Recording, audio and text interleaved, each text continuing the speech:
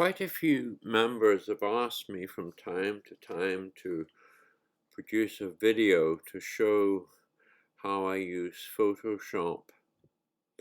There are quite a few software editing programs for manipulating images, and I've tried quite a few of them over the years, but at the end of the day I always come back to Photoshop. It's been around for decades, and it is a wonderful program. And it always seemed to me that it was uh, it was almost designed as if it had histology images in mind, because it's very easy to use. Now, what I want to show you is how, using just 4 or 5 of the tools that are available, you can transform a very dirty looking image, as we see here, into something that's quite suitable for publication. Now, the first thing that you can notice with this image is that it's very dirty. There's bits of dirt all over the place. And secondly, the background has got a very grey appearance. And thirdly, the actual tissue has minimal contrast, and it's a very poor quality image, but I think we can do an awful lot with this, and I'll show you how to do it.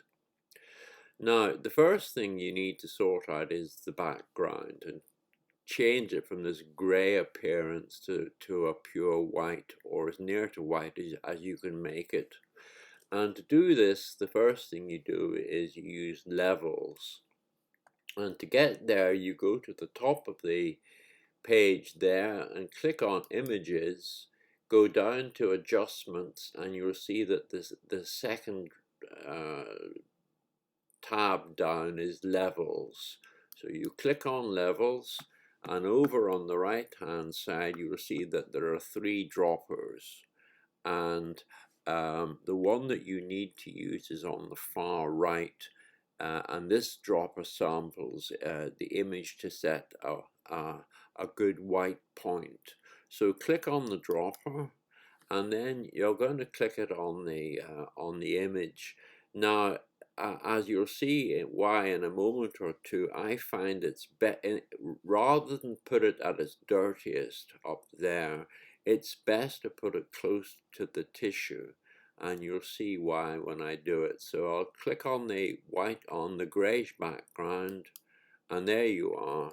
You can see that it's greatly improved. But the problem is, well, the thing is, you clean the background as much as levels will do around the tissue, but you can see over here that it's still very grey. And that then takes you to the second step in the procedure, and that's the use of the eraser tool. And the eraser tool is this icon over here, and if you hover over it, you'll see that it says eraser tool.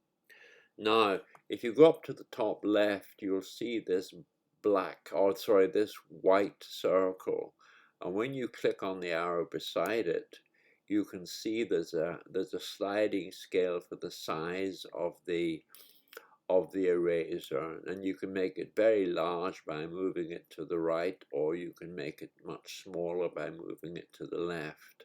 Now, for the first stage of cleaning, we need the eraser tool to be fairly small.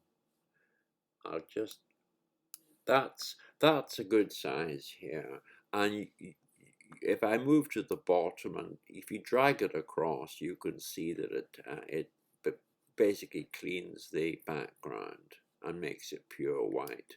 Now, there's a trick to this, and it takes a lot of practice and it takes time. But if you're patient, you can make it work quite easily.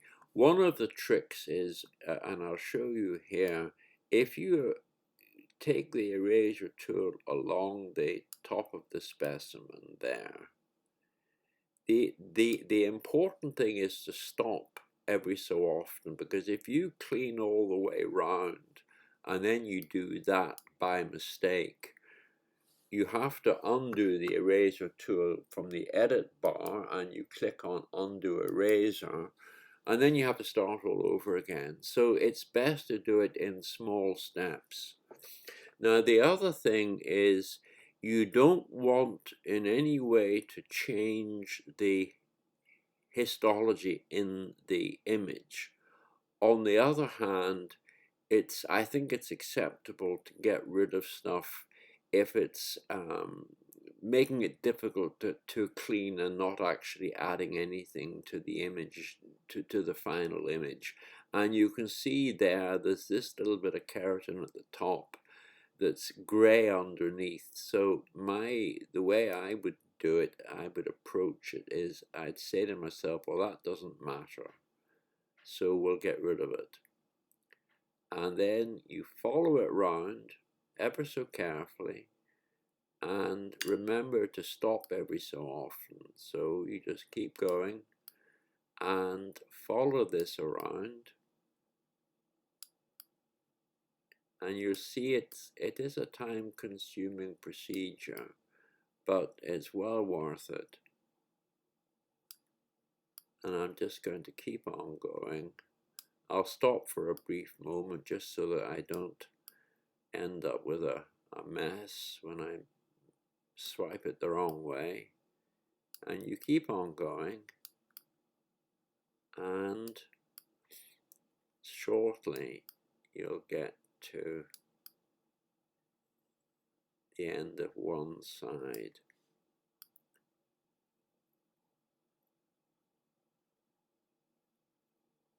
And you don't need this stuff here, so we'll get rid of it. This makes it much tidier. There, that's the top half cleaned at the edge of the specimen, and then we'll do the same thing with the bottom.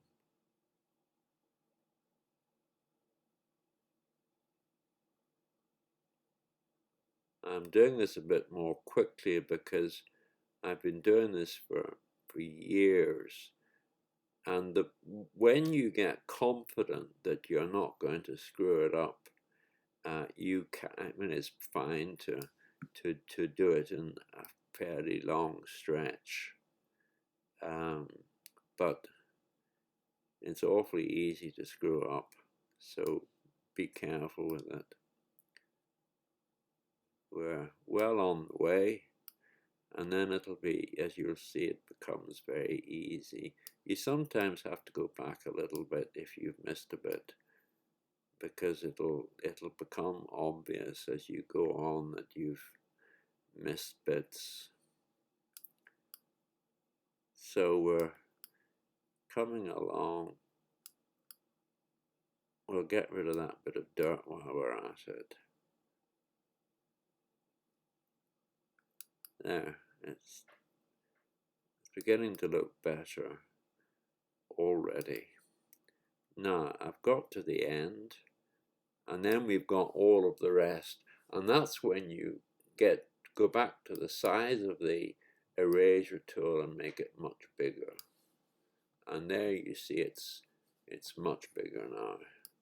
So you can start scrubbing away to get the background so that it's consistently perfect.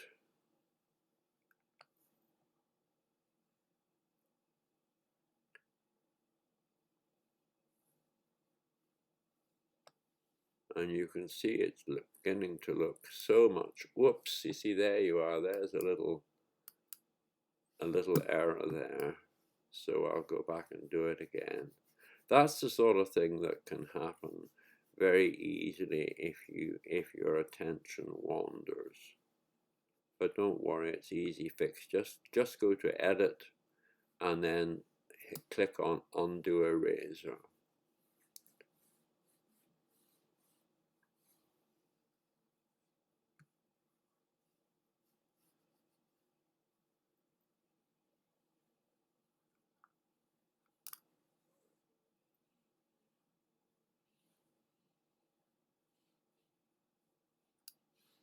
And we're nearly finished. And I'm just going to make the eraser tool smaller again, just to catch these last bits. And sometimes it's easier to do it carefully with the smaller eraser tool.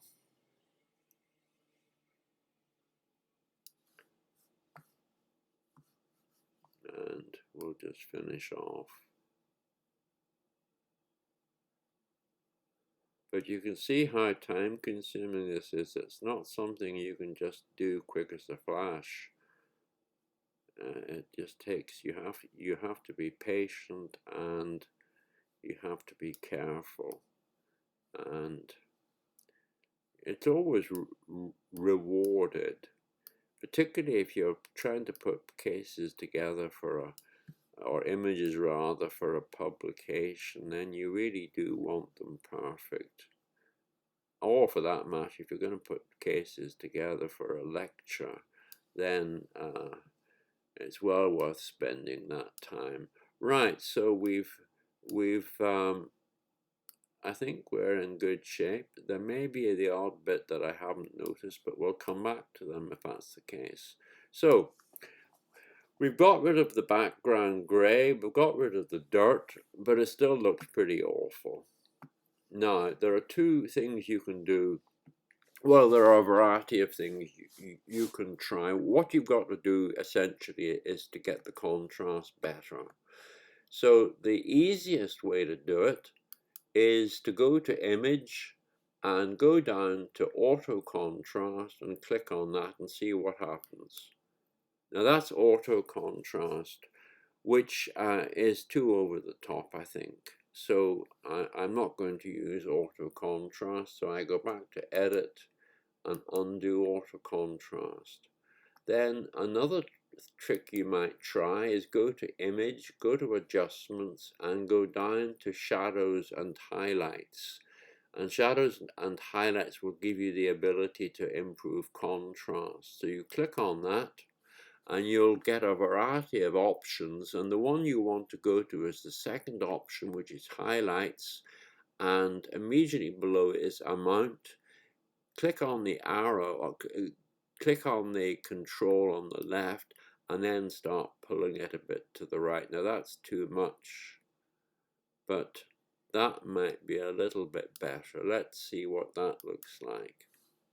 And then thirdly, you can go back to Image, go back to Adjustments, and go to Brightness and Contrast, and click on that. And on the bottom, you have contrast, and you can add more contrast if you like.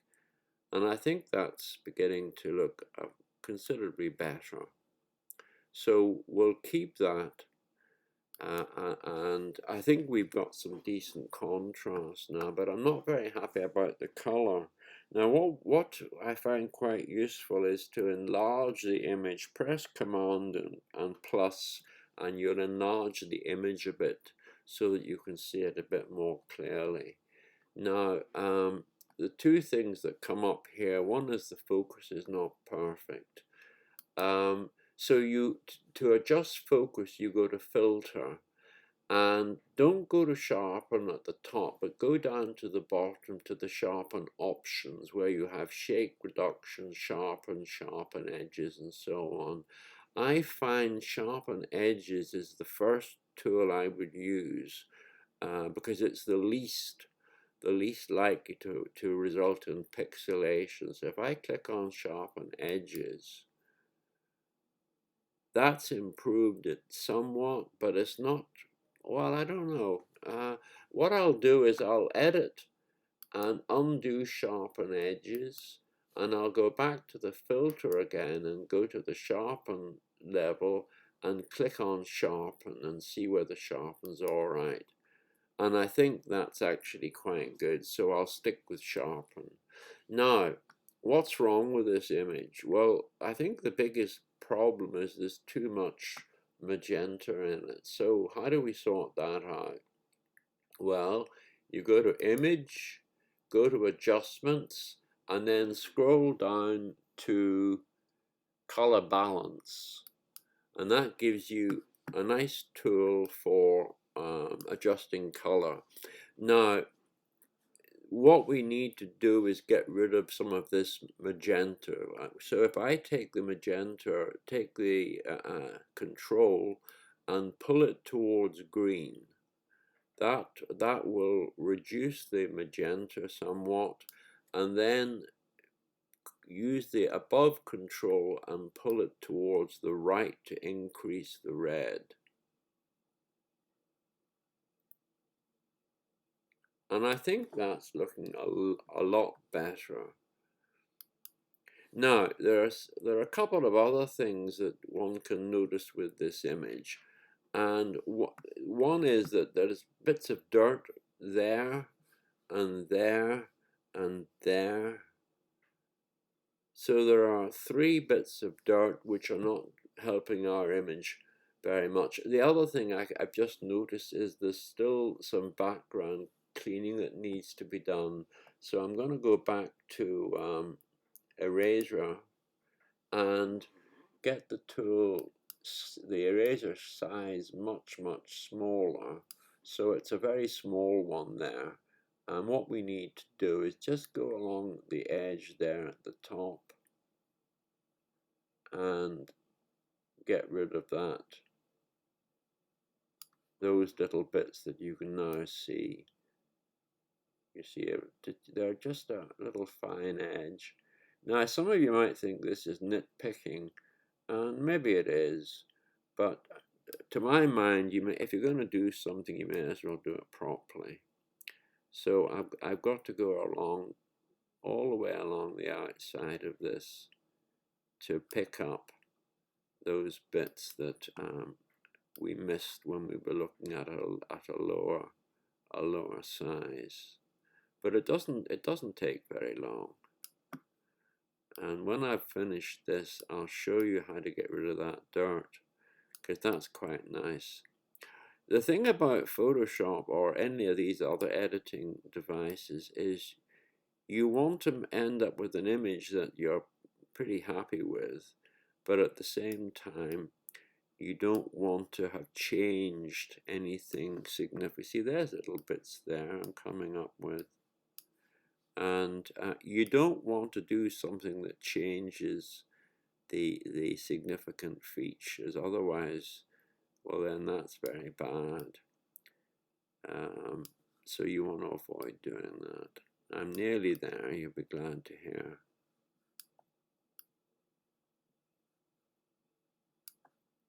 So, and then we've got a little bit at the top that we need to finish off, and then we're there.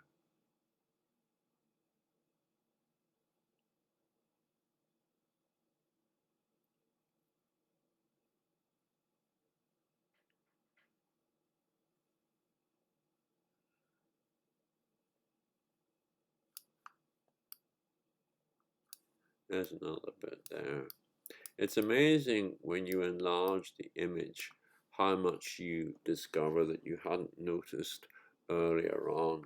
Now we're going to get back to these bits of dirt that I was mentioning earlier.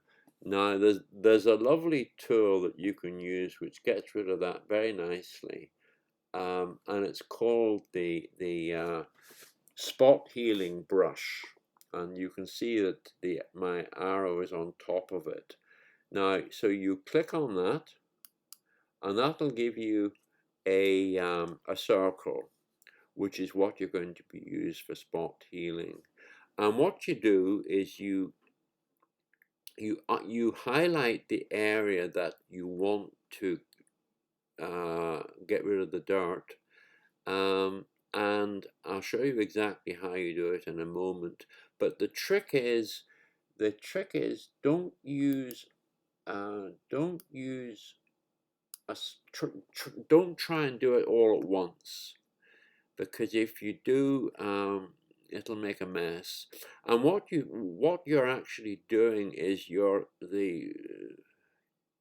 sampling the histology on this side and on this side, and then the Photoshop stitches it together, and so it replaces this dirt with edges from above and below. So I'll show you what you do.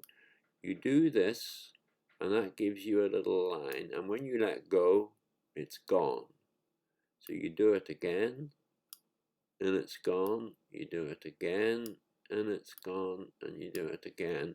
And there you are. There's that bit of dirt nicely got rid of, and I don't think it's done anything harmful to the histology. Here's one up here. You do the same thing. So you click just above it, go across it, and there you are. It's gone. And the last bit I wanted to do was over here. So we'll click on this and go across, and there you are. That's gone.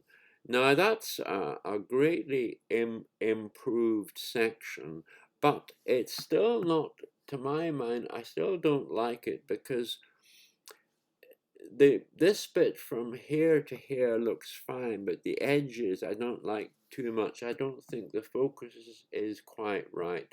So the last thing that you can do is to crop it, and use the crop tool here. Now I've set the crop tool to 35 millimeters, and the reason I've done that is because it makes it much easier to insert images in PowerPoint. It's also frequently when you're publishing material, it's quite good to have them all in the same format. So I use 35 millimeters. Now, so you put where do I find it? Actually, what I'll do is I'll go back down and make it smaller again, because that way it's easier to find it. So there's the top of the image there in the 35 millimeters. What I'm going to do is I'm going to chop off a little bit, so that one has one has got rid of those slightly out of focus bits, and then you just click on you right click and come down to crop, and then crop it, and there you are. And I think that's quite a nice image if you think about what it was like in the first place. And then click on save, and that's that image saved. So we'll come out of that one. Time has gone on longer than I thought, so I'm just going to show you one other to show you a different. Oh, there's a useful thing there. You can compare the two when you look at when you open to get a new image. That was the original, and that's the Photoshop version, and I think it's pretty nice. So what I'll do is I'll just pick up one other image, because it highlights a different problem, and this is from a different case. Now I'm going to enlarge this. Whoops, that's the wrong way. Now you should be able to see that there's a major problem here, and that is that the bottom third the bottom third is darker than the top. And this is because whoever took the photograph did not center the light.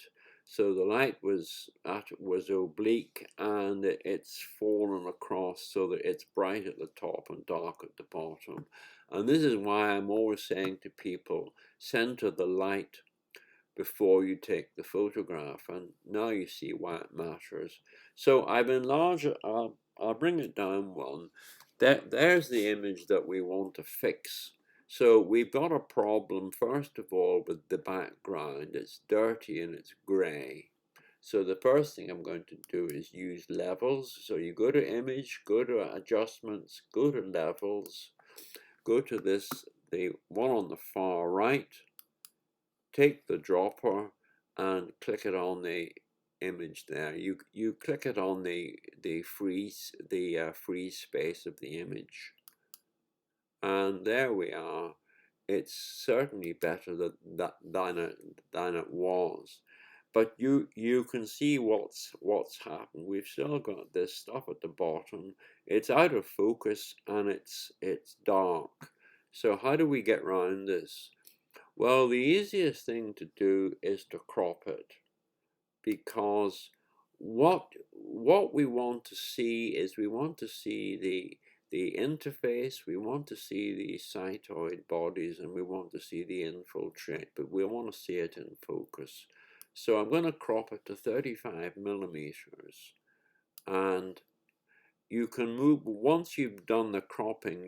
You've used the tool. You can then move the image up if you think you can do that without getting into the unfocus. Now, if I crop it there, so I come down and I hit crop, and then I'm going to enlarge it again, just so that we see it a little bit better. Again, we've still got this background that's not perfect, so we'll go back to the eraser tool, which is here, and we need a slightly bigger brush. So go up to the eraser tool, brush size, and make it a bit larger. That's too large. Yeah, that's probably fine. So we'll just, again, you just want to get rid of any gray background that you can. And so you just go along and decide what bits don't matter. And we can get rid of some of this because it really doesn't make any difference to the diagnosis. But I'm just going around as I did before and scrubbing clean the background. I'll just get rid of that bit because it doesn't matter, and get rid of that. And then just clean it across.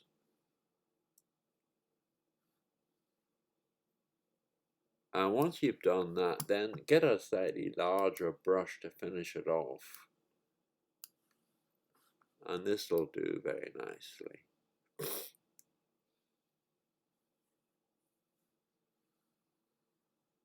Okay, so we've got a nice background now. It's not in focus, and we haven't got the best of contrast. So what we'll do, I'll try auto contrast, see what happens. So you go to image, scroll down to auto contrast and click on it. And that, oh gosh, that is so much better, isn't it? It looks so much nicer.